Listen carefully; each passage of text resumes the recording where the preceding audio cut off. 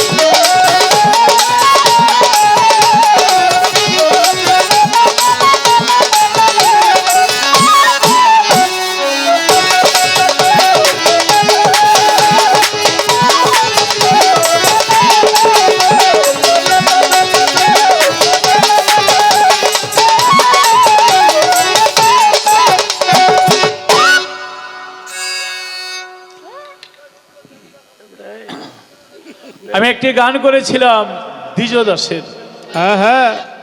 বিজয় সরকার, Manmohan, Jalaluddin Khan, রজ্জব-আলী দেওয়ান সাহেব, খালেক দেওয়ান, মালেক দেওয়ান সাহেব, এই মহাজনের মধ্যে একজন অন্যতম মহাজন ছিল দ্বিজ দাস।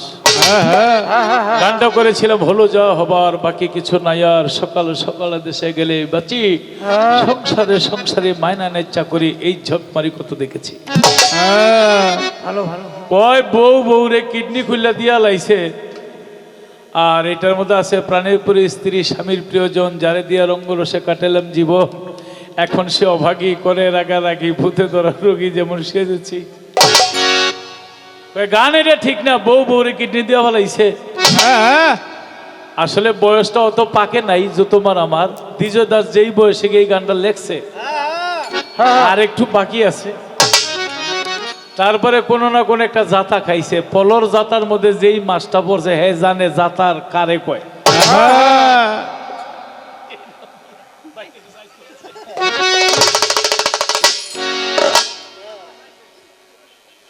বাড়িতে একটা ঘটনা ঘটছে, না ঘটলে এই কথা কই না মানুষ, না আমি জানি। যাই হোক,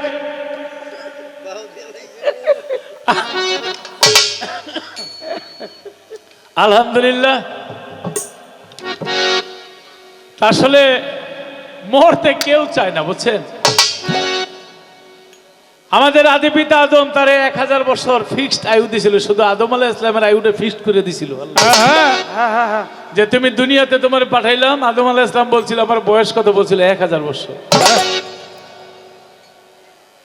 তো রুহানি জগতের মধ্যে দাউদ নামে একজন নবী, রুহানিটা চলতেছে। আদম আলাইহিস সালাম জিজ্ঞেস করে ওই রুহুটা কে? কয় তোমারই একজন সন্তান, সে নবুয়ত লাভ করবে। কয় তার বয়স কত? কয় তার বয়স 60 বছর। আদম আলাইহিস সালামকে আমার এত সুন্দর ছেলেটা দুনিয়াতে নবুয়ত লাভ করবে, মাত্র 60 বছর বয়স, আরে বাড়াই দেন। বলে বাড়াই দিলে তোমার থেকে দাও। আমার তো 1000 বছর আয়ু দিছে, 40 বছর দিয়ে দেন। 60 আর 40 কত? 100। আদমের রইল কত? 960 বছর। তিনি যখন দুনিয়ার মধ্যে আইসে একেবারে 960 বছর হয়েছে বলে আজরাইল তো আয় পড়ছে। আদম আলাইহিস সালামের সামনে আইসে, আসসালামু আলাইকুম। কয় তুমি কে? কয় আমি মালাকুল মউত। কয় নেওয়ার জন্য আইসি। কয় আমার আরো 40 বছর বাকি আছে। কয় না, আপনি 40 বছর দিয়ে দিছেন দাউদ নবীরে। কয় কি জানি দিছি কিনা মনে নেই, আর লেখা জোগা থাকলে খাতা কলম দাও। ওই সন্তান লেখালেখি নাই। আজরাইলকে আল্লাহ আপনার আদমকে আরো বলে 40 বছর থাকবে, তারে যে 1000 বছর আয়ু দিয়েছেন 40 বছর দিয়ে দিছে, এটা মানে না। আল্লাহকে আজকে থেকে লেখালেখি করো, ওই সময় তো আমি লেখারই নাই, কারণ আসতে যেতে চাই না। আমার জীবনে এই দুনিয়ার প্রথম মানুষ দেওয়ার আর 40 বছর থাকতে পারে। মরতে কে চায়? মরতে চায়। মুসা নবীর কাছে আজরাইল আইছে। কয় কে তুমি? কয় আমি আজরাইল। কয় কেন আইছো? কয় জান কবজ করতে। মুসা নবী কয় বসো। কয় বসতাম কেন? একটু আলাপ আলোচনা করি। বাবা তুমি একটা আজরাইল মানুষ, কেউ তো 1 সেকেন্ড সময় তুমি দাও না, তা আমি তো আল্লাহর নবী, আমার একটু সময় দিবে না বউ? মুসা নবী হ্যাঁ কিন্তু খুব তেরা, রাগ হইলে মাথার পাগড়ির ভিতর দিয়ে চুলগুলি খারায় যেত। আল্লাহ বলেছে পৃথিবীর মধ্যে সবচেয়ে স্ট্রং মেজাজ দিয়ে আমি সৃষ্টি করেছি মুসারে। আজরাইল আসার সময় আল্লাহ কয়ে দিছিল, আজরাইল যাবি মুসার জান কবজ করতে, যা কয় মাইনাইস, এত কপালে বিপদ থাকতে পারে। আজরাইলের ওই কথা মনে হয়েছে গা। তা আজরাইল মুসা নবীর কথাটা মাইনা বইছে। কয় কি আলোচনা করবেন? কয় আমার রুহুটা কোন দিক দিয়ে নিবা? কয় আপনার হাত দিয়ে নিয়ে যাবো। কয় খবরদার, এই হাত দিয়ে আমি আল্লাহর তুরাত কিতাব ধরছি। কয় তাহলে মুখ দিয়ে নিয়ে যাবো? কয় না, এই মুখ দিয়ে আমি আল্লাহর লগে কথা কইছি না। কয় তাহলে নাসিকা দিয়ে নিয়ে যাবো? কয় না, এই নাক দিয়ে আমি আল্লাহর জাতের গ্রাণ নিছি। কয় তাহলে চক্ষু দিয়ে নিয়ে যাবো? কয় খবরদার, এই চোখ দিয়ে আমি আল্লাহরে দেখছি। কয় তাহলে আপনার পাও দিয়ে নিয়ে যাবো? কয় না, এই পাও দিয়ে হাইটা কবুতর পাহাড়ে গিয়ে আল্লাহর লগে কথা কইছি। আজরাইলে মনে মনে কয় যেই বুদ্ধি করে বই রইছে, লাগে যেমন হ্যাঁ রুহুটা নিতে পারুম না। আজরাইলকে মনে মনে কি কেউ শুনায় কও? শুনায় কও মানে আমার যে দিক দিয়ে খুশি ও দিক দিয়ে লয়ে যাবো। আজরাইলের একটা পাওয়ার আছে না? আছে। খালি কইছে যে দিক দিয়ে খুশি ও দিক দিয়ে লয়ে যাবো, এমন এক কুসা মারছে আজরাইলের চক্ষু আদার দাবাই লাইছে। আজরাইল আল্লাহর কাছে গেছে, আল্লাহকে তো ধরলা কো? কয় আমারই তো খবর নাই। কিছে দেন না, দাবাই লাইছে, দাবাই লাইছে। আল্লাহকে আগেই তো কইছিলাম সাবধানে যাইস মুসার কাছে। মুসা নবীর কে মুসা তুমি কি আসতে চাও না? কয় আল্লাহ যাইতে চাই। তুমি বলছো আমার 5টা চিঠি দিবে, একটা চিঠিও পাই নাই, ভাগ দিয়ে ও কয় আজরাইল এটা শয়তানও তুইতে পারে, তাই মারছি ঘুষা, আমার লগে বেয়াদবি করছে। আল্লাহ বলেন তোমার 5টা চিঠি দিছি, তোমার কালো চুল ছিল পেকে গেছে, চোখের জ্যোতি কমে গেছে, জিহ্বার স্বাদ কমে গেছে, নাসিকার ঘ্রাণ শক্তি কমে গেছে, রক্ত পড়ে গেছে, কোনো কোনো মতে বলে শরীরের চামড়া শক্ত ছিল, এখন ঢিল হয়ে গেছে। মুসা নবীকে আল্লাহ আপনার চিঠির ভাষা আমি বুঝি না, আমারে বুঝাই দিবেন না? আসলে মরতে কে চায়? ঠিক ঠিক ঠিক। বৈতরণী নদীর খেয়া ঘাট,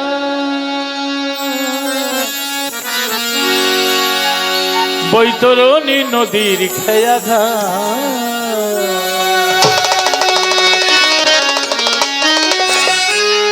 ওই ঘাটে পার হতেই হবে, ওই ঘাটে পার হতেই হবে, ওই ঘাটে পার হতেই হবে, ভাঙবে যেদিন ভবের হাট,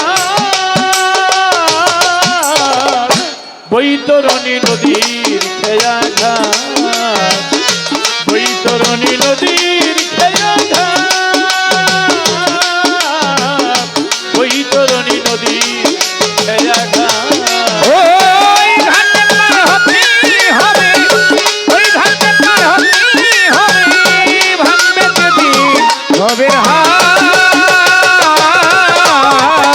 ওই তরণী নদীর খেয়া ঘাট, ওই তরণী নদীর খেয়া ঘাট, ওই তরণী নদীর খেয়া ঘাট। যেদিন মন তুই সব হারাবি,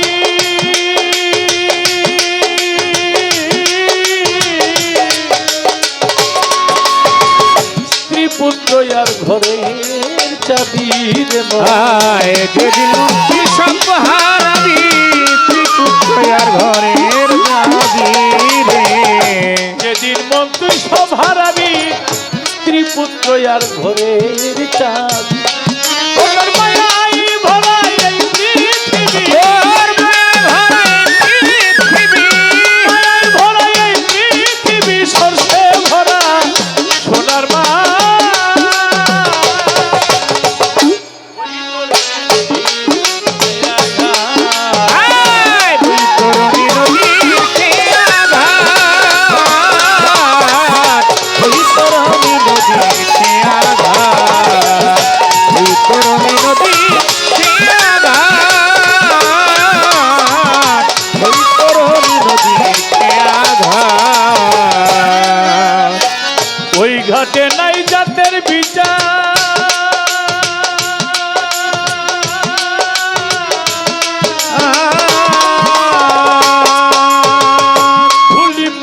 আর মেথর চামার রে আয় ওই ঘাটে নাই গাছের বিচার তুলি মুখে তোর চামারে ওই ঘাটে নাই চাঁদের বিচার ধুলি মুচি আর মেথর চার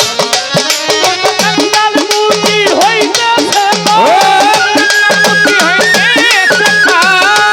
মুচি হইতেছে বার ঘাটের মাঝি জানো না বৈতরণী নদীর খেয়া আয় বৈতরণী নদীর খেয়া ঘাট বৈতরণী নদীর খেয়া ঘাট বৈতরণী নদীর খেয়া ঘাট বৈতরণী নদীর খেয়া ঘাট ঘাটের মাঝি প্রাণ গোবিন্দ তার সাথে যার নাই সম্বন্ধ রে। আয় ঘাটের মাঝি গোবিন্দ তার সাথে যার তাই সম্বন্ধ রে ঘাটের মাঝি প্রাণ গোবিন্দ প্রাণ গোবিন্দ প্রাণ গোবিন্দ তার সাথে যার নাই সম্বন্ধ ওরে পার ঘাট নাই গুদারা ও মানলে গুদয়া বন্ধ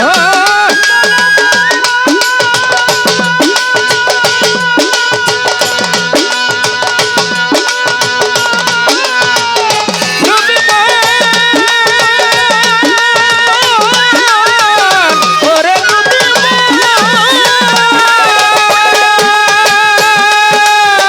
পার ঘাট নাই গুদারা বন্ধ হোক না রাজা বড়ইরা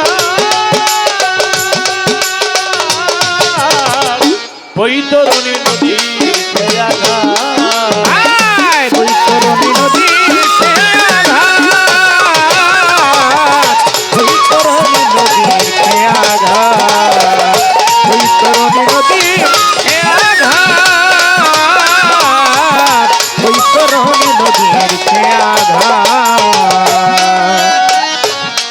যার যার দয়ালের নাম ভজন ছাড়া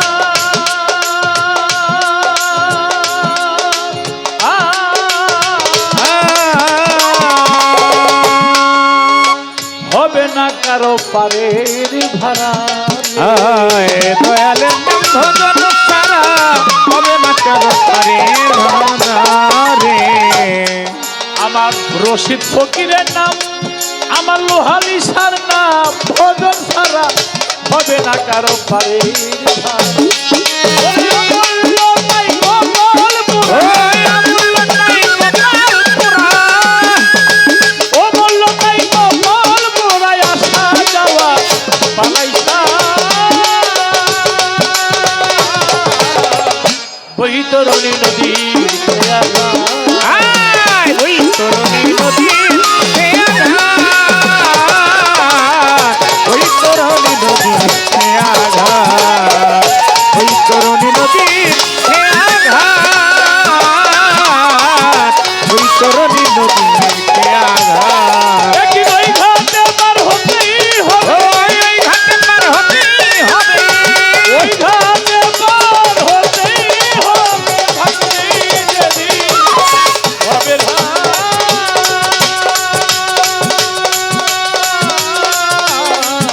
বৈতরণী নদীর খেয়া ঘাট, বৈতরণী নদীর খেয়া ঘাট, বৈতরণী নদীর খেয়া ঘাট। তারে কি আর পাশ করিতে পারে, তারে কি আর পাশ করিতে পারে, নয়নে লাগে যারে, তারে কি আর পাশ করিতে পারে। আয় তারে কি আর পাশরিতে পারে বলু তারে কি পাশরিতে পারে নয়নে লাগে যারে তারে কি আর পাশরিতে পারে তারে কি আর পাশরিতে পারে বলু তারে কি আর পাশরিতে পারে নয়নে লাগে যারে তারে কি আর পাশরিতে পারে তারে কি আর পাশরিতে পারে বলু তারে কি আর হুনতে পারে নয়নে লাগে যারে তারে কি আর পাশরিতে পারে ও মনরে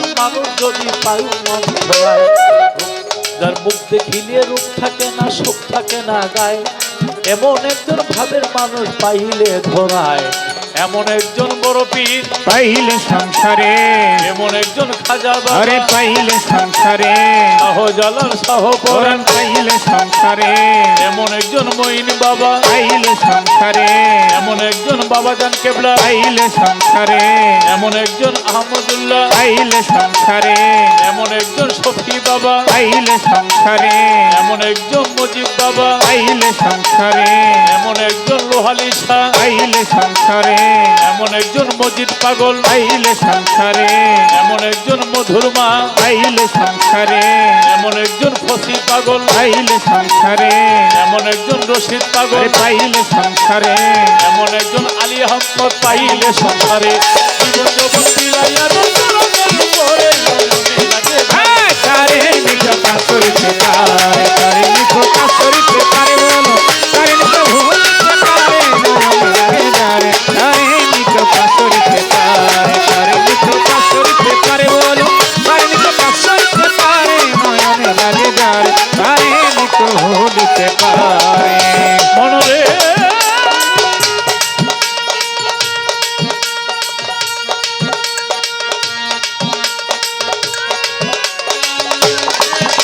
মনরে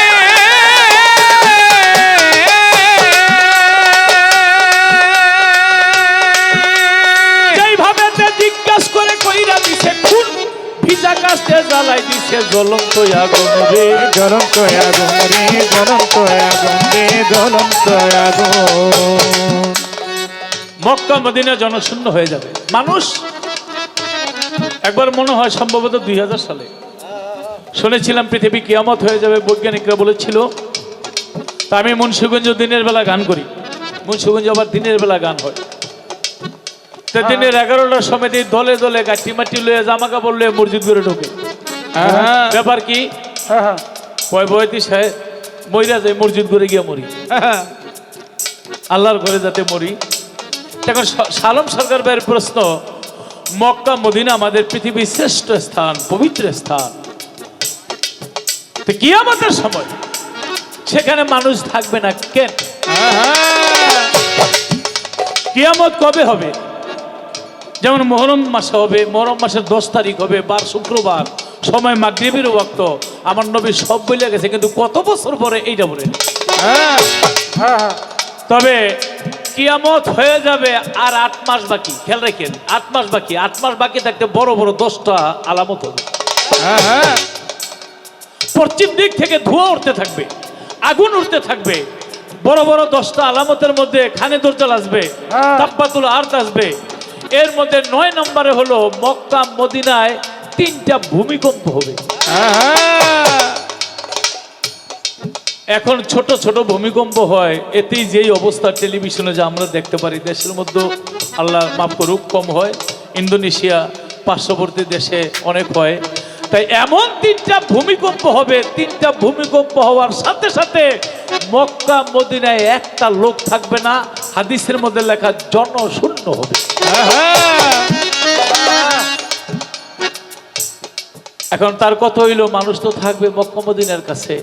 আসলে ভাই কিয়ামতের সময় মানুষের যে ঈমান, এই ঈমানটা অনেকের কাছে থাকবে না। যেমন কোরআন শরীফ তুলে নিবে, আমরা শুনেছি, আসলে কোরআন তুলে নিবে না, কোরআন থাকবে, কোরআন কেউ ধরবে না, ছুঁইবে না। এই কোরআন বিভিন্ন পোকামাকড়ে ছিঁড়ে ছিঁড়ে শেষ করে ফেলবে, অযত্ন অবহেলায় থাকবে। তাই এরকম 10টি আলামতের মধ্যে একটা আলামত ভূমিকম্প। ভূমিকম্প হইলে মক্কা মদিনার জন্য শূন্য হইয়া পার্শ্ববর্তী দেশের মধ্যে মানুষগুলি চলে যাবে, অর্থাৎ পবিত্র স্থানে অপবিত্র কোনো লোক থাকতে পারবে না।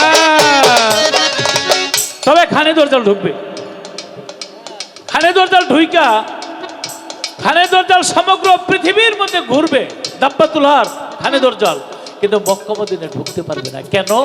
মক্কা এবং মদিনার মধ্যে 7টা গেট থাকবে, আল্লাহর ফেরেশতারা পাহারা দিবে। সেদিন খানে দরজাল মক্কা এবং মদিনায় ঢুকতে পারবে না, চেষ্টা করতে পারবে না।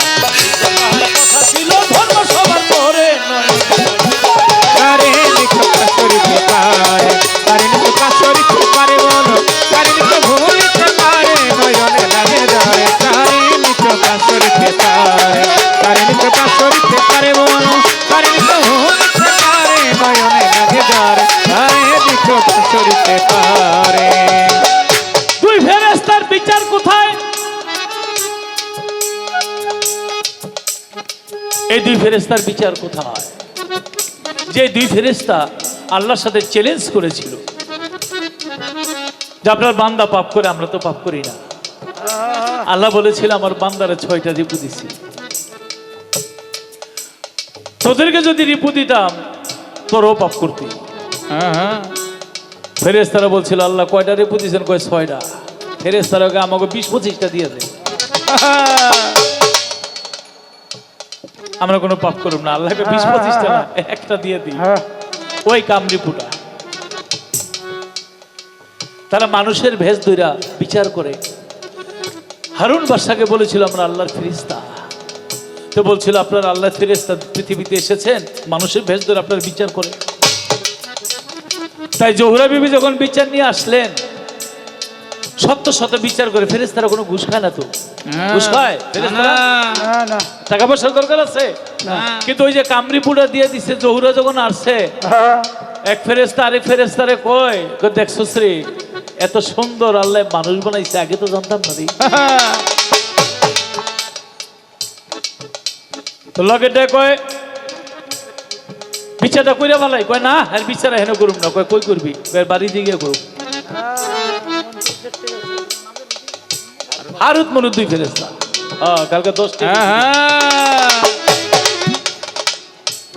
হারুত মারুতের কয় তুই বাড়িতে গিয়ে বিচার করবি কেন? কয় তোরে পরে কমু। কয় তোরে টাইম দে কখন? কয় টাইমটা সন্ধ্যার পরে দিলেই তো ভালো হয়। দেখেন কোন লোক যদি পাপ করতে চায় আগে থেকেই তার মনের ভিতরে একটা কুপরিকল্পনা জাগ্রত হয়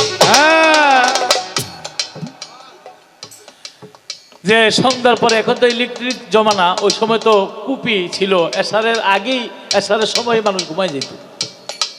টাইমটা কখন? এশার নামাজের পরে। টাইম দিয়ে বাড়িতে গেছে, তোমার জামাই কই? আমার জামাই মদ খাইয়ে বেহুশ হয়ে পড়ে রয়েছে, হুশ গেলে আমার মার শুরু করবো। কয় তাইলে তোমার জামাই কোন রুমে? কয় ওই রুমে। কয় তুমি এখানে বসো, দাও আছে। তো মনে করছে বিচার করবো, ফেরেশতারা কি না কি চায়, আল্লাহ বিচারক হিসাবে আইছে। কয় দাও আছে। কয় কোথায়? কয় সাইডেই দাও। হাতের মধ্যে দাও নিয়ে ঘুমের মধ্যে ওর জামাই মেরে দিয়েছে। আল্লাহকে ফেরেশতা হারুত মারুত ওরা বলেছিল পাপ করবে না। আমি আল্লাহ কষ্ট পাই, কেউ যদি খুন করে রোজ হাসরের মাঠে তারে দোজকে দিয়ে আমি আল্লাহ রাগ থামবো না। আর ওরা সেই খুন করলো, তোরা ছায়া ছায়া খালি দেখিস। এরপরে বলে তোমার ঘরে কোনো মদ আছে? আমার স্বামী খাইয়া 2 বোতল রয়ে গেছে। কয় তাহলে কি জিনিসটা একটু খাইয়া দেখি। ওই 2 বোতল মদ 2 ফেরেশতা খাইছে। জীবনে যারা মদ খায় না, আর যদি প্রথম প্রথম খায় অবস্থাটা কি হয়? যারা একটু অভ্যাস আছে, এরা প্রথম প্রথম কিছু খায়, কিছু গায়ের মধ্যে মাখে, মানুষের একটা ভাব দেখায়। মদ খাইলো, আল্লাহকে ফেরেশতারে মদ খাওয়া হারাম, ওরা সেই মদই খাইলো। মানুষ খুন করা হারাম, সেই খুনই করলো। তারপরে যখন জহুরা বিবিকে ধরতে যায়, তখন জহুরা বিবি 1 ঘটি পানি নিয়ে বাহিরের কথা বলে এসমাজম শিক্ষা তিনি আকাশের মধ্যে চলে যায়। মুরব্বীরা আজও বলে জহুরা তারা একটা বড় তারা আকাশের মধ্যে উদিত হয়। আল্লাহ বলেছে আমি জহুরাকে তারারূপে বানিয়ে রাখলাম। আর ওই 2 ফেরেশতা যখন হুশ হইছে, আল্লাহ কয় ফেরেশতা কেমন আছো? আল্লাহ এখন পর্যন্ত শরীরের নেশাই তো যায় নাই।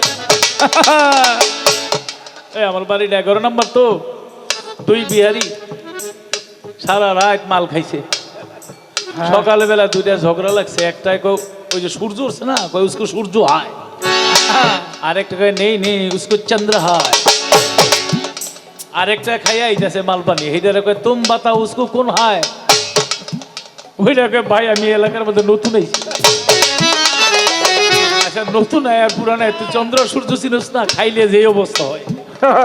তাই ফেরেশতারা কয় মাওলা আমরা মদ খাইছি, মানুষ খুন করছে, আমাদের অপরাধ করেছি, সাজা দেন। আল্লাহ বলে উপরে পাও নিচের দিকে মাথা, তোদেরকে কিয়ামত পর্যন্ত একটা করে বাড়ি মারবে, চাবুকের বাড়ি। যেদিন দুইটা বাড়ি মারবে সেদিন পৃথিবী ধ্বংস হয়ে যাবে। হ্যাঁ, তারা কোথায় আছে? হাদিসের ভাষায় হলো বাবুল পর্বতে, আর বর্তমানে বৈজ্ঞানিক নাম হলো বেবিলন শহর। শহরের পাশে পাহাড় আছে, ওই পাহাড়ের মধ্যে যার দেখার মতো চক্ষু সে দেখতে পারে। আল্লাহর ফেরেশতারা তাদেরকে অদৃশ্য করে রেখেও সাজা দিচ্ছে। বলে ইসমে আজম কি জিনিস আমারে দাও কইয়া, কইয়া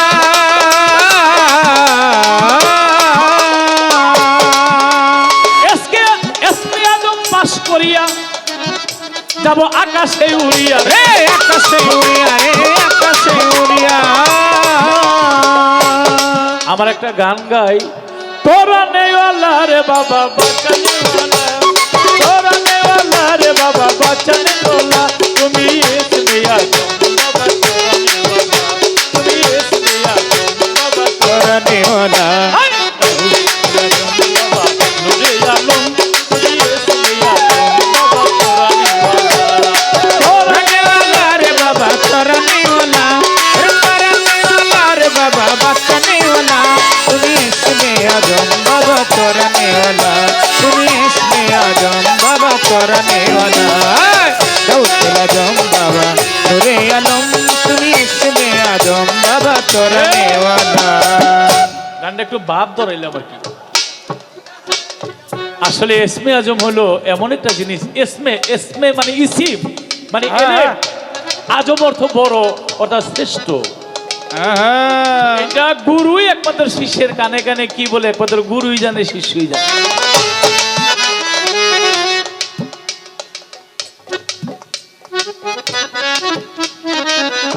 সুলেমান নবীর কাছে হুদুদ পাখি কয়, আপনি এত বড় রাজা, আপনার 99টা স্ত্রী, কিন্তু 100 পুরা করা দরকার। কয় না আমি আর বিয়ে করব না, কয় রাখেন। আবার কোন কোন মতো বলে 1000 বউ।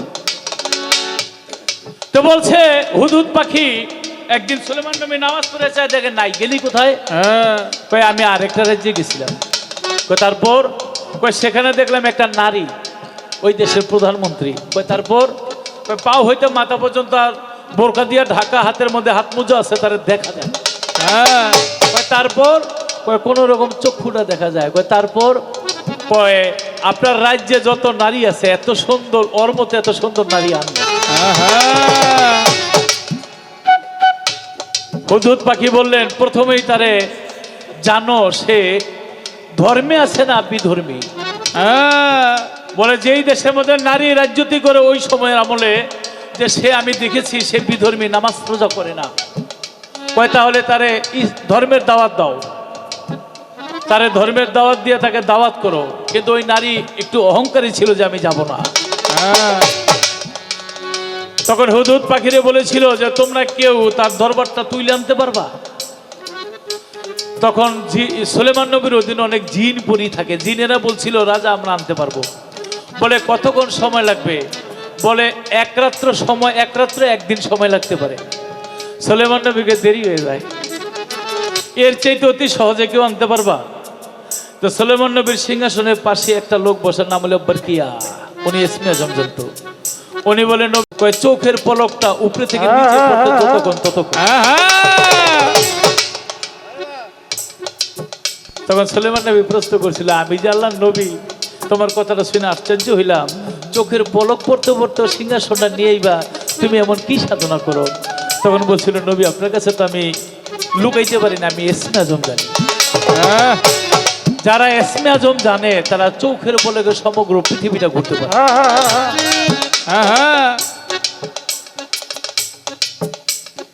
আহারে বাবা জানি কেমলা, একটা গান শুনছেন না?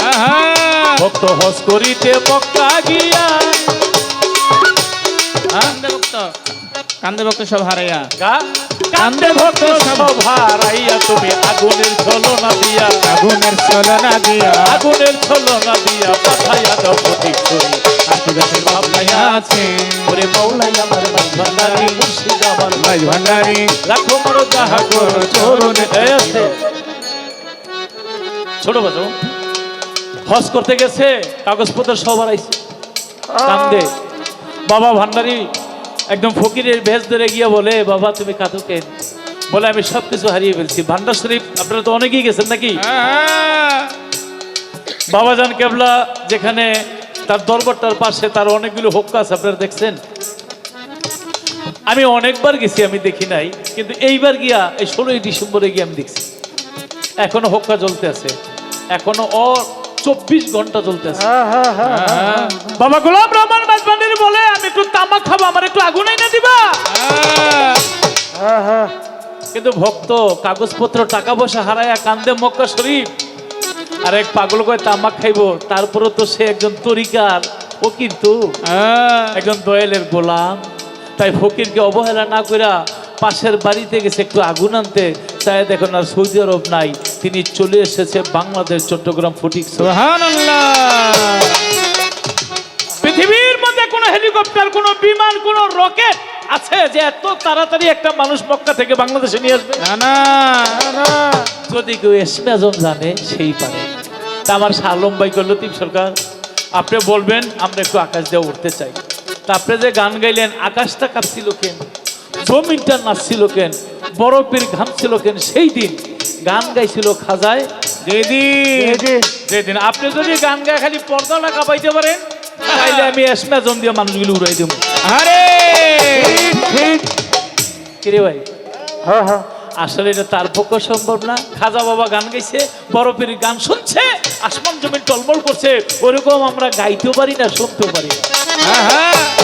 আর ওইরকম এসমে আজমদারি সেই হয় দয়াল রশিদ শাহ, দয়াল বাবা লোহালি শাহ, আমার মঈন বাবা, বরফির খাজা বাবা, পীর মুর্শিদ ওলি আউলিয়া যারা, তাদের পক্ষে সম্ভব, আমাদের পাপী মুখে কি আর সম্ভব?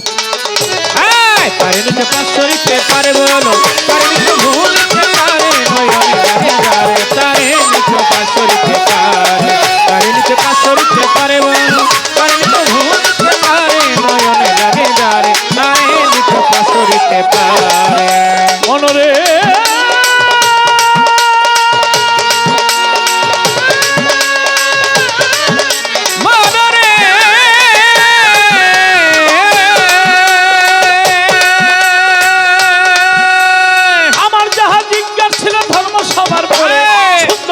জবাব দিল, দাঁড়াইয়া সরে রে, দাঁড়াইয়া সরে রে, দাঁড়াইয়া সরে, দাঁড়াইয়া সরে।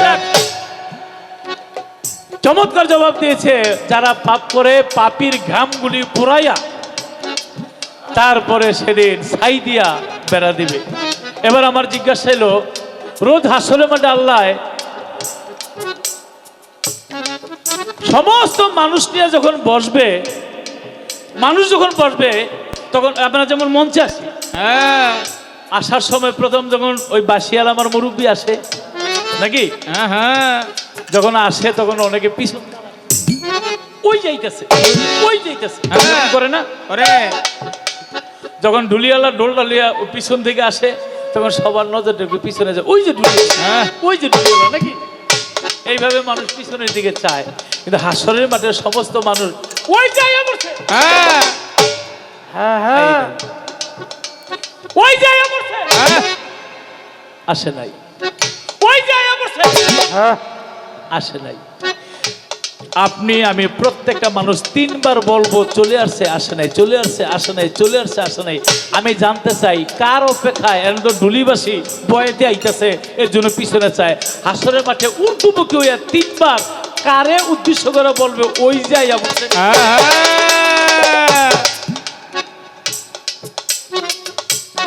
যার জন্য বলবে সে আসবে। কিন্তু ঢোল বাসিয়ালার দেখা মনে করতেছেন আইয়া পড়ছে, আর ওই দিন যে আমরা সবাই বলবো আইসা পড়ছে, এটা কি দেখা বলবো যে আইসা পড়ছে। আচ্ছা, এই দুনিয়ার মধ্যে গরু, ছাগল, ভেড়া, মুরগি, হাঁস, মুরগি পায়খানা প্রস্রাব তো আমরা অনেকেই করি না, কিন্তু একটা প্রাণী দুনিয়ার মধ্যে এমন একটা জায়গার মধ্যে প্রস্রাব করে দিছিল, আল্লাহ কোন নামটা আমি বেহেশতের মধ্যে লিখে দিই। আমি জানতে চাই প্রাণীটা কি, এমন কোন জায়গার মধ্যে প্রস্রাব করাতে আল্লাহ খুশি হয়ে গেল গা, আর বলে এই জায়গায় প্রস্রাব করাতে আমি ওর নামটা বেহেস্তের মধ্যে লিখে দিই। হ্যাঁ, শাহ আলম সরকার সাহেব ওই জায়গাটার নাম করে দিব, ওই দৃশ্যপটের নাম করে দিব।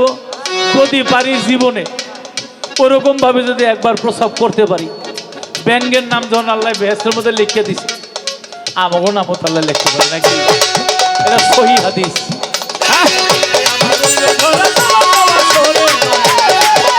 কারে মিত্র কাশরিতে পারে, কারে মিত্র কাশরিতে পারে মন, কারে মিত্র ভূমিতে পারে নয়নে লাগে যারে, তারে মিত্র কাশরিতে পারে।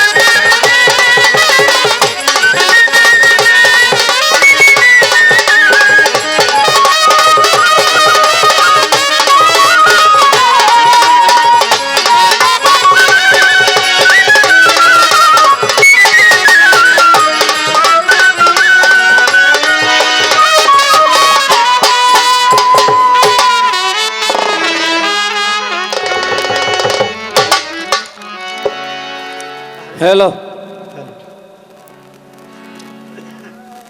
দুটি প্রশ্ন করলেন। হাসরের দিন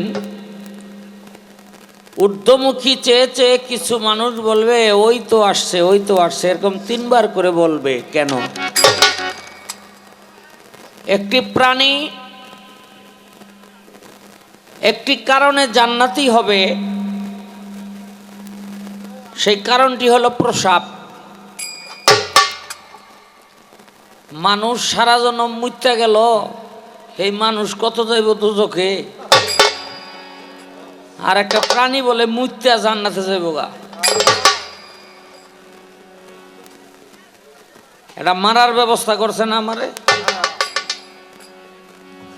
এই সারা দুর্বরস্কা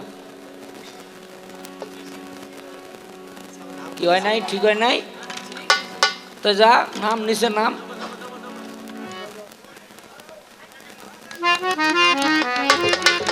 তো জবাব করতে হবে। কিন্তু আমি একটা বিষয়ে আশ্চর্য হয়ে গেলাম, বাবা লোহালিশার মাজার এখান থেকে অনেক দূর, কিন্তু সভাপতি সাহেব তার বন্ধু বান্ধব সব লয়ে আয়া পড়ছে। হ্যাঁ, আইসা পড়ছে এবং আসাটাও খুব কঠিন। জ্যাম ট্যাম থাকে। আবার এক ওই রাস্তাটা দিয়া সিপাটা দিয়া ওই যে মৌসাগের দিকে বাইরে অন্ড কঠিন, ওই গার্মেন্টসের গাড়ি দিয়ে একেবারে জ্যাম করে থুয়ে দেয়। তো বাউলদেরকে ভালোবাসে, সেই ভালোবাসার টানে চলে আসছে। তো আমাদের বাংলাদেশ জাতীয় বাউল সমিতির পক্ষ থেকে তাকে সালাম জানাই। তো ইনশাল্লাহ জবাব করব। তার আগে একটা গান আমি গেয়ে তারপরে তার জবাবটা করি। আমরা কিন্তু সবাই গুরুর বাড়িতে আসছি।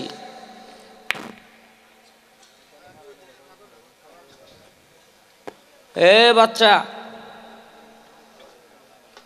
আমরা গুরুর বাড়িতে আসছি। আসলে কি জানেন ভাই, গুরু ভজনই আমরা জানি না।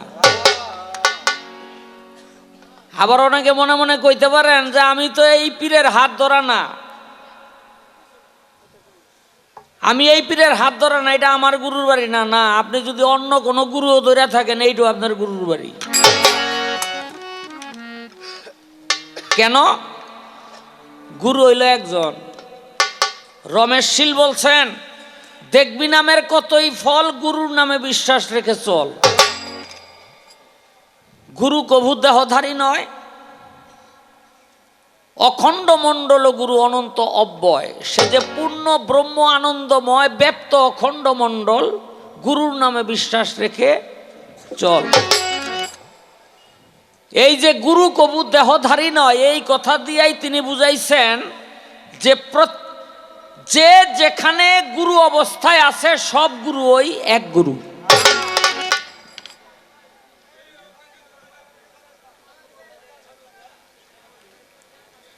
এখন কেন বললাম যে আমরা আসলে গুরু ভজনই জানি না? ও ভাই, গুরু যদি কয় বাবা আগামী বছর আমার ওরসের মধ্যে একটা মোষ দিবি, বর্তমান যে ভক্তের অবস্থা, মনে মনে কয় মুরগি দেওয়ার অবস্থা নাই, গুরু মোষ চায়। কি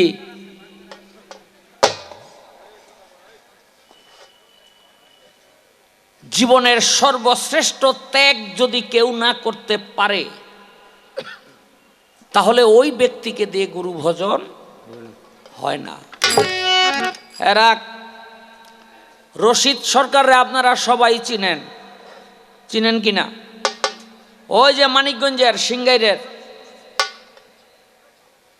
ওনার একটা মেয়ে ছিল, নাম ছিল তার শিওলি, বয়স 11-12 বছর। পাশের বাড়ির একটা ছেলে একটা ঢিল মারছে,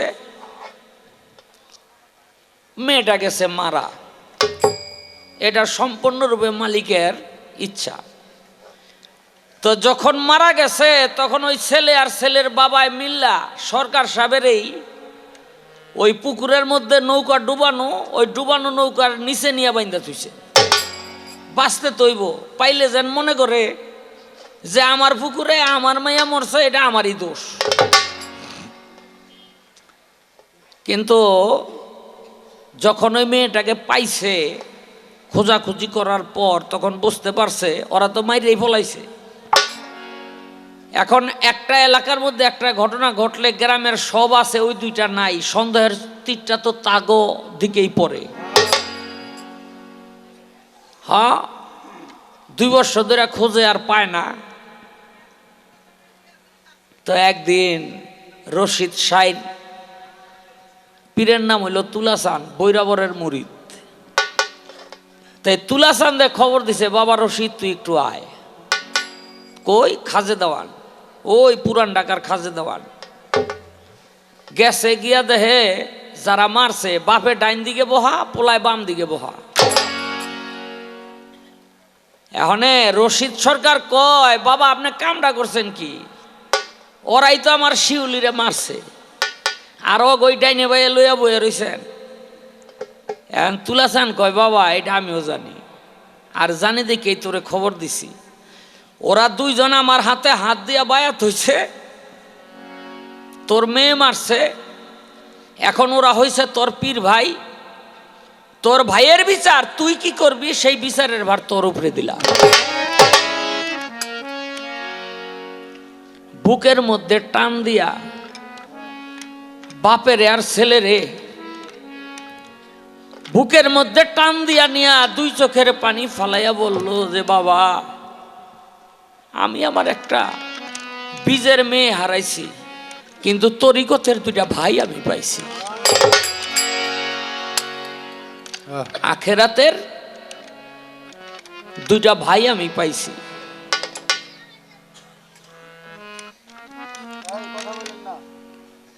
আমি তরিকতের 2টা ভাই পাইছি। ওই মেয়ের সাথে সম্পর্ক আমার আখেরাত পর্যন্ত থাকবে না, কিন্তু আমার ভাইয়ের সাথে সম্পর্ক হলো আখেরাত পর্যন্ত। পরে গিয়া মামলা উঠাই লয়ে বলল, একটাবার নিজের বিবেককে প্রশ্ন করেন তো, অত দূরে যেতে হবে না। আব্দুর রশিদ সরকার যে ত্যাগ করছে তার পীরের মহব্বতে, তার গুরুর মহব্বতে এই ত্যাগটুকু আমাদের অন্তরে আছে কিনা? গুরু ভজন করা বাবা এত সহজ ব্যাপার না।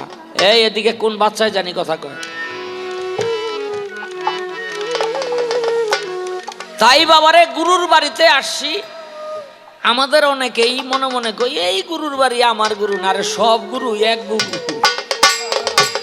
সব গুরু ওই এক গুরু। যাই হোক, আমি হাসরের পক্ষ নিয়ে একটি গান করি, ঠিক প্রশ্নটা আমাকে যেখানে করছেন।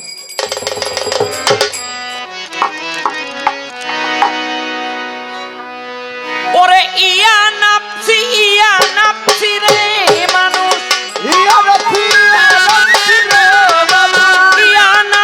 ইয়া নাপসি রে মানুষ ফুকারিবে সবজনে, কঠিন দিনে আমার নবী জীবিনে, নাই কোনো বন্ধু গো নাই দরদি নাই, কঠিন দিনে আমার নবী জীবিনে।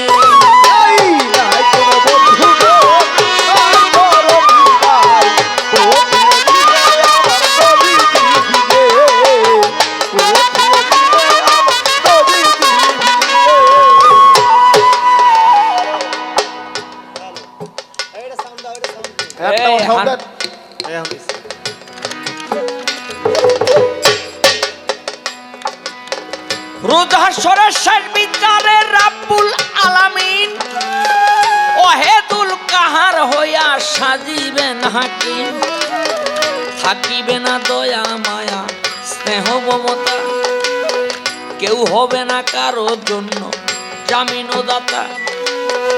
হায় হায় হাহাকার পড়ে যাবে ধনী, পিপাসায় ফাটিবে ছাতি মগজ গলে পানি, দৌড়াইতে থাকিবে মানুষ মুক্তির কারণে, উপস্থিত হবে গিয়া আদম যেখানে, দেখিয়া আদমেরে হাসরের মাঠে, বিনয় করে বলবে সবাই পড়িয়া সংকটে, হে পিতা আদি আদম আপনার আওলাদ, পড়িয়াছে এ সংকটে করেন সাফায়াত, হে পিতা আদি আদম আপনার আওলাদ, পড়িয়াছে এ সংকটে করেন সাফায়াত।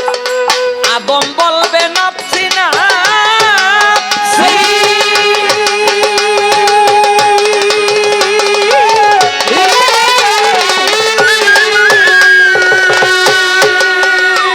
ওরে আমি পাপী গন্ধম খাইছি রে, আদম বলবে নাপসি নাপসি,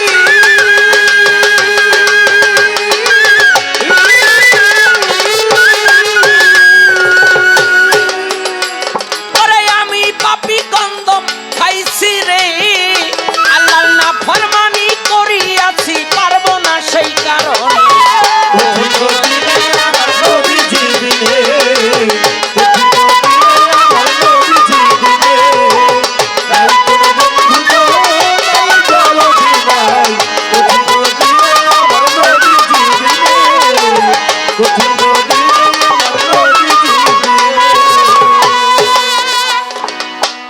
আদমেরও কথা শুনে যত উম্মতগণ ইব্রাহিমের কাছে গিয়া দিবে দর্শন, যাইয়া বলবে ও গো নবী আপনারে দেই কইয়া, আমাদেরকে লন আপনি উদ্ধার করিয়া। ইব্রাহিম বলিবে আমি বড় গুনাহগার, আমার কি আর শক্তি আছে করিতে উদ্ধার। ইব্রাহিম বলিবে আমি কান্দিব সে হেথা, নবী হইয়া কইছি আমি তিনটা মিথ্যা কথা। ইব্রাহিম বলিবে আমি কান্দিব সে হেথা, নবী হইয়া কইছি আমি তিনটা মিথ্যা কথা, সেই কারণে পারিব না বলি তোমাদের, মুসা নবীর কাছে তোমরা যাও না রে এইবারে। এই কথা শুনিয়া তারা কি কাজ করিবে, মুসা নবীর কাছে তখন সবাই চলে যাবে, যাইয়া বলবে ও গো মুসা আপনাকে জানাই, আমাদেরকে করেন উদ্ধার বলি আপনার ঠাই। মুসা বলবে আমি পাপী বড় গুনাহগার, আমার কি আর শক্তি আছে করিতে উদ্ধার। নবী হইয়া করছি আমি, করছি একটা খুন, আমার পাপের সাজা বুঝি দুজকের আগুন। নবী হইয়া করছি আমি, করছি একটা খুন, আমার পাপের সাজা বুঝি দুজকের আগুন। মুসা বলবে নাচ্ছি না,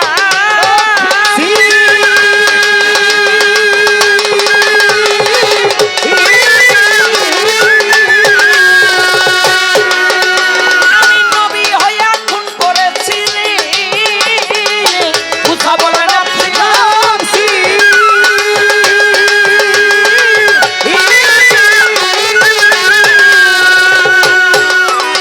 আমি নবী হইয়া খুন করেছি রে। আল্লাহর নাফরমানি করিয়াছি, পারব না সেই কারণে।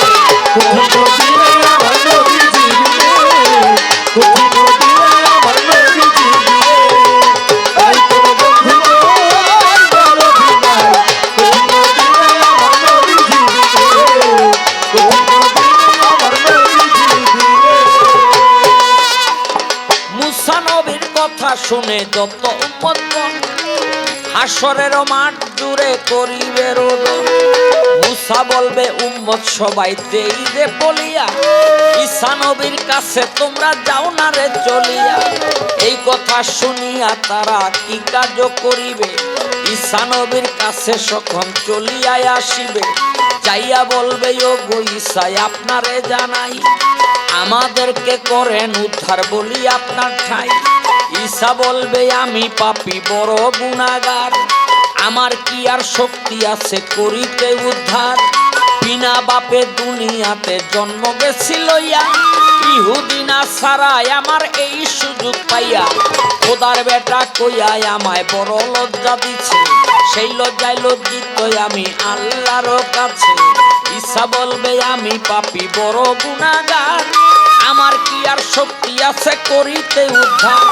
শেষ নবী মুহাম্মদ রাসূল তোমাগো দেই কইয়া, তার কাছেতে তোমরা সবাই যাও না রে চলিয়া। এই কথা শুনিয়া উম্মত কি কাজ করিবে, আরে আখেরি জামানার নবীর কাছেতে আসিবে। আইসা দেখবে দিনের নবী দিনের পয়গাম্বরে, ইয়া হাবলি উম্মতি বলে কান্দে যারে যারে। আইসা দেখবে দিনের নবী দিনের পয়গাম্বরে, ইয়া হাবলি উম্মতি বলে কান্দে যারে যারে। আজ্ঞালা বলবে ও গো দোস্ত দিতেছি বলিয়া, হাসরের মাঠ আমি লইয়াছি সাজাইয়া।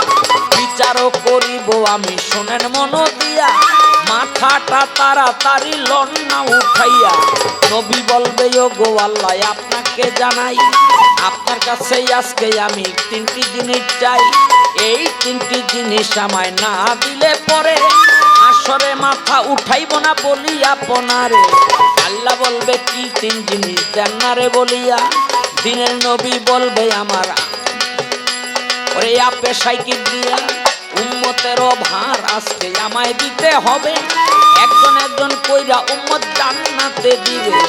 এমনি করে তিনটি জিনিস চাইয়া নবী নিবে। আল্লাহ তাআলা তিন জিনিস মুহাম্মদকে দিবে। ওরে ইয়া হাবলি উম্মতি বলে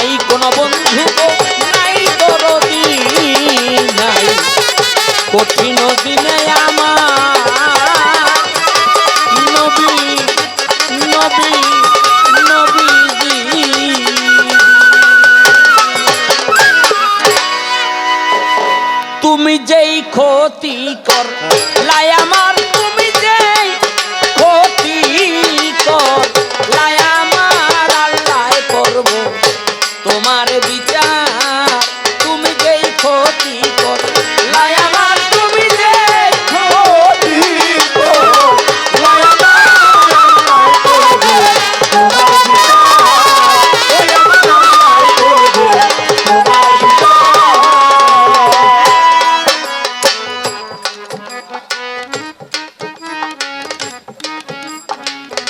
আস্তে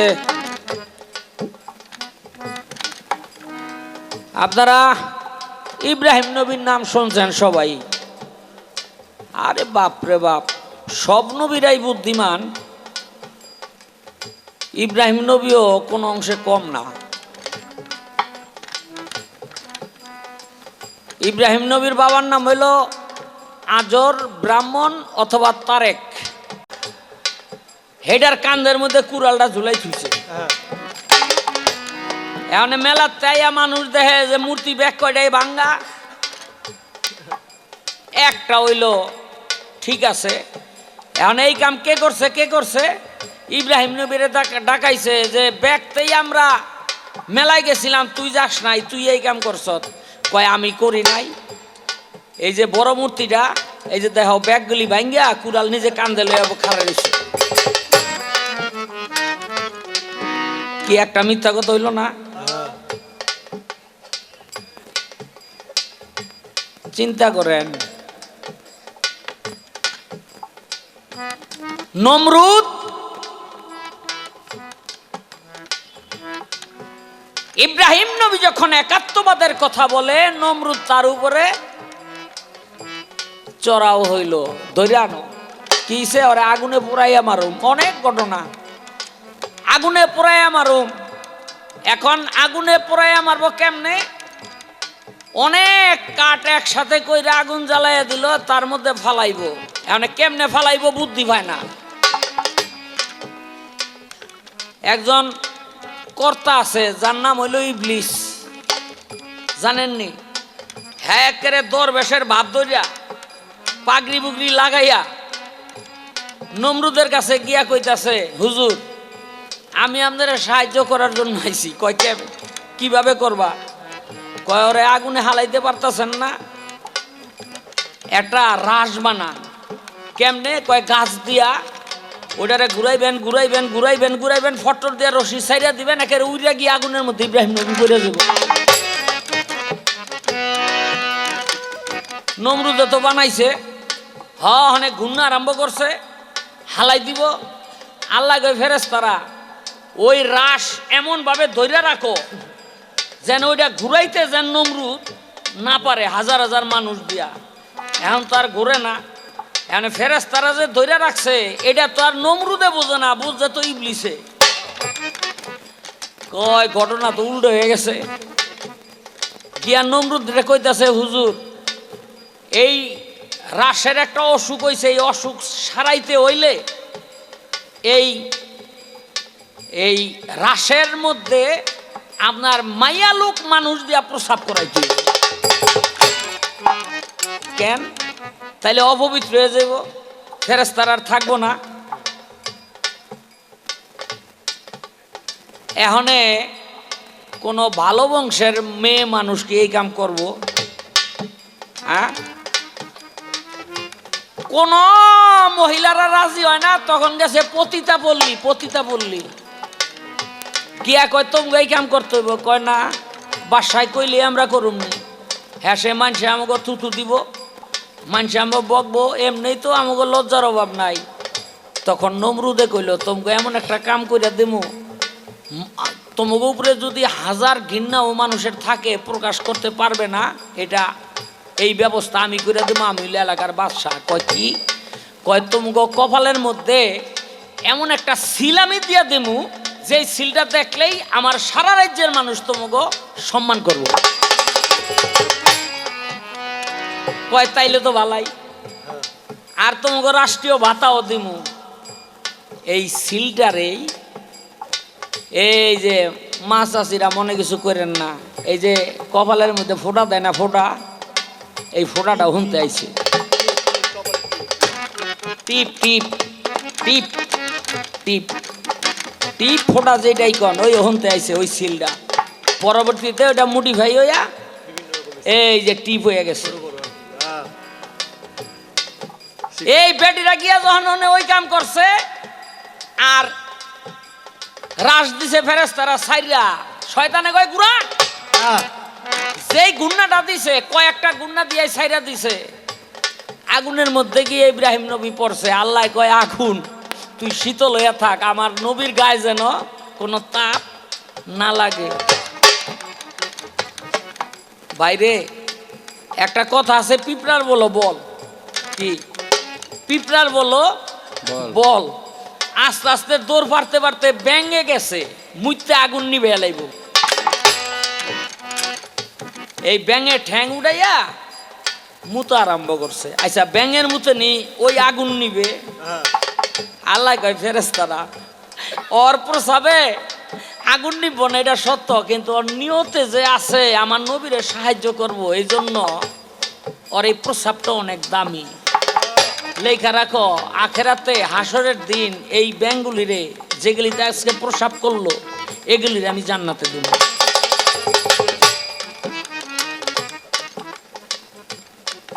ব্যাঙও জান্নাতে যাইব কেন ওই যে নবীর পক্ষে কাজ করছে আল্লাহর পক্ষে কাজ করছে এই কারণে এখন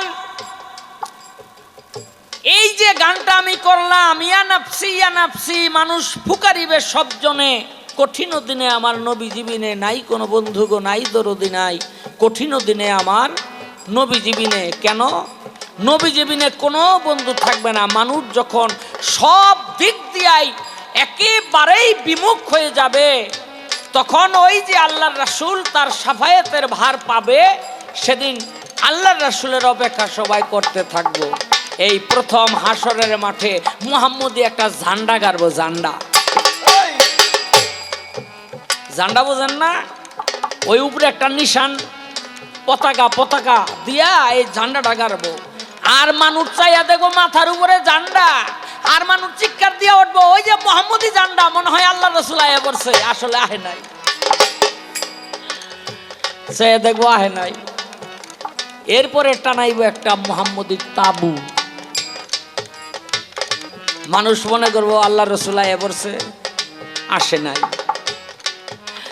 এরপরে যখন আল্লাহর রাসূলের কুরসিটা দুজকের দরজার সামনে আল্লাহর বাম ধারে বসাইয়া দিব তখন মানুষ চিৎকার দিয়ে উঠবে ওই যে আয়া পড়ছে আসলে কুরসি আসছে কিন্তু আল্লাহর রাসূল আসে নাই আমার রাসূল আল্লাহরে গিয়া কইবো আল্লাহ আমি ওই কুরসিতে বসতে পারি আমার যদি এখন একটা জিনিস যদি আপনি না দেন তাহলে আমি বসবো না আর বসবো ওই জিনিসটা পাইলে কয় কি কয় আপনি বিচার করছেন বিচারে দুজকে যাইব একেবারে সাব্যস্ত হয়ে গেছে ইনসাফ হয়ে গেছে এরপরও যদি আমি মনে করি যে না আপনার বিচার ঠিক হয় নাই আমি সানি বিচার করুম আপনারে দিয়ে আপনি যদি রাজি থাকেন তাহলে কুরসিতে বমু আল্লাহকে বতো দিলাম কুরসিতে গিয়া বইব আল্লাহ বিচার আরম্ভ করব মুহাম্মদী উম্মত দুজকের মধ্যে যাইব আল্লাহ রাসূল থাবা দিয়া ধরে কইব আল্লাহ আপনি বিচার ঠিক করছেন না ব্যাঠিক করছেন আমি আরেকবার দেখুন যেটা কয় সানি বিচার আল্লাহ কয় আপনি নিজের হাতে দেন না পাপের পাল্লায় পাপ দেন নেকের পাল্লায় নেক দেন পাপের পাল্লায় পাক দিব নেকের পাল্লায় নেক দিব নেকের পাল্লা হালকা পাপের পাল্লা ভারী আমার আল্লাহর রাসূলকে আল্লাহ বলবে দোস্ত ওই যে চাই দেখেন পাপের পাল্লা ভারী আর নেকের পাল্লা হইলো হালকা আল্লাহর রাসূল কইব আল্লাহ আপনি নিজেই চাইয়া দেখেন নেকের পাল্লা ভারী কেন যখন দেখবো নেকের পাল্লা হালকা হয়ে গেছে একটা দৌড় দিয়া গিয়া নিজেই সেই পাল্লার মধ্যে গিয়া উঠবো আল্লাহ এই যে ধ্যান পাল্লা তোলাই গেছে নেকের পাল্লা নিচের দিকে গেছে ভারী হয়ে গেছে আল্লাহ কইব আমার দোস্ত যখন পাগলামি করতেছে এই উম্মতটারে জান্নাতে দিয়ে দাও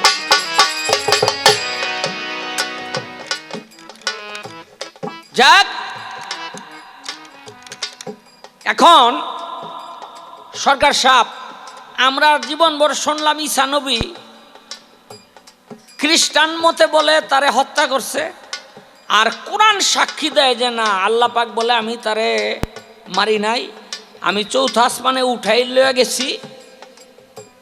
কিয়ামতের আগে এই পৃথিবীতে দুই ফেরেশতার কান্দে ভর কইরা এই জান্নাত থাইকা এই ঈসা নবী আবার দুনিয়ার মধ্যে আসবে। তখন ইমাম মেহেদি জামানা থাকবে। ইমাম মেহেদি মসজিদের মধ্যে শুক্রবার জুম্মার নামাজ পড়াবে, আর ওই সময়ে ইমাম মেহেদির পিছে আইসা ঈসা নবী মুক্তাদি হইয়া নামাজ আদায় করবে। নামাজের একটা নিয়ম আছে না কি? এই নিয়মের বাইরে যাওয়ার কোনো উপায় আছে? যখন ইমাম মেহেদি ইমামতি করবে, ঈসা নবী মুক্তাদি হইয়া নামাজ পড়বে, ইমাম এবং সব মুসল্লিরা কইব এক কথা, আর ঈসা নবী কইব আরেক কথা। তাতে আল্লাহও খুশি হইব, ইমাম মেহেদিও খুশি হইব, মুসল্লিরাও খুশি হইব। আমি জানতে চাই যে নামাজের কথা ওই কথাটা না, অথচ এই কথা বলাতে আল্লাহ নামাজও কবুল করে নিব, নামাজেরও কোনো দোষ হবে না, আর ইমাম মেহেদিও খুশি হবে, আল্লাহও খুশি হবে, মুক্তাদিও খুশি হবে। ঈসা নবী কি কথাটা কইব?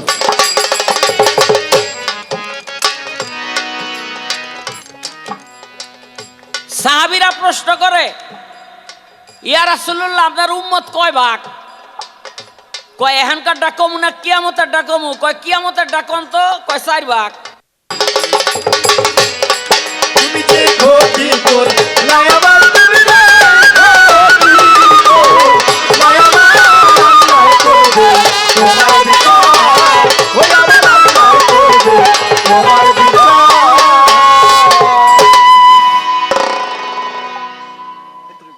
আমারে মঞ্চে ওঠার আগেই একটি চিরকুটের মাধ্যমে অনেকগুলো গানের অনুরোধ করে রেখেছেন।